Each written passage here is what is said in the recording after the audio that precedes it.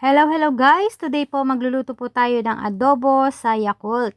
Tatlong ingredients lang po ang ating kailangan, baboy, Yakult at toyo. So sa kawali po nilagay ko na po ang baboy at hinalo-halo ko lang siya hanggang sa magmantika po siya at maging brown na po. At kapag brown na po siya, katulad niyan guys, brown na at nagmamantika na, pwede nyo na pong ilagay ang Yakult. 2 Yakult po ang nilagay ko. Pwede nyo rin pong gawing 3 Yakult para mas masarap. And then, nilagyan ko po ng toyo. Pwede nyo pong dagdagan ng toyo, depende po sa alat na gusto nyo.